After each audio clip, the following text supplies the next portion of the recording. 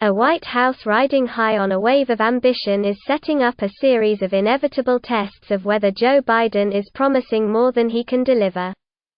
The president's aggressive pledge to cut U.S. carbon emissions unveiled at his Global Online Summit Thursday is the latest audacious bet in a presidency that is notable for a moderate tone but an increasingly expansive progressive agenda.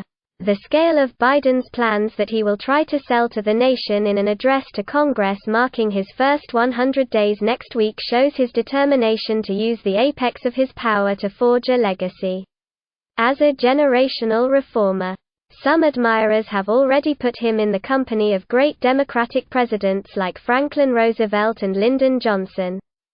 But for such praise to be accurate, he will have to pass an agenda that aims to overhaul much of the economy to benefit American workers, and he's about to hit a wall of Republican opposition in divided Washington.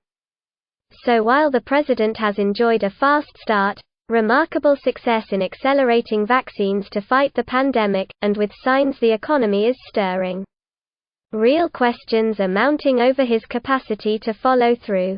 A treacherous road lies ahead that will require Biden to convince the public to embrace all of his programs and to make his opponents pay a price for opposing them. That's one reason why Biden's remarks opening a climate summit that included leaders like China's Xi Jinping and Russia's Vladimir Putin sounded more like a speech in a Pittsburgh Union Hall than the blueprint of a leader bent on a costly crusade to save the world. When people talk about climate, I think jobs, Biden said. Billing the fight against global warming as an extraordinary economic opportunity that will put Americans to work capping abandoned oil wells and assembling electric cars. The speech was characteristic of an emerging foreign policy in which Biden seeks to seize back the U.S. global leadership role scorned by Donald Trump, but on terms that benefit American workers. Which does not necessarily contradict the sentiments behind some of the ex-president's populist policies. The summit came with a pledge from the president to cut U.S. carbon emissions by up to 52% from 2005 levels by 2030, a significant step but one that U.S. allies fear could be reversed by a future Republican president.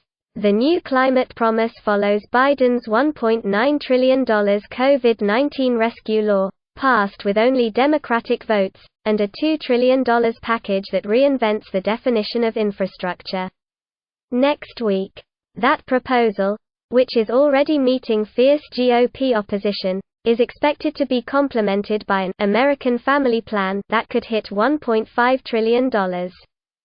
If Biden can somehow leverage those policies into law, his first year in office really would stand comparison with FDR's Great Depression policy blitz. But with an evenly divided Senate, that's easier said than done. Using popularity to pass big bills, Biden's big promises are not limited to the economy. The president added to high expectations from many of the black voters who helped him win office by forcibly backing a bill to overhaul American law enforcement after an ex-police officer was convicted for George Floyd's murder this week. After a series of mass shootings, he threw his support behind new gun safety bills that have passed the House. The latest occasion in which he has come out in support of a Democratic priority after previous questions in Washington about how much political capital he would deploy.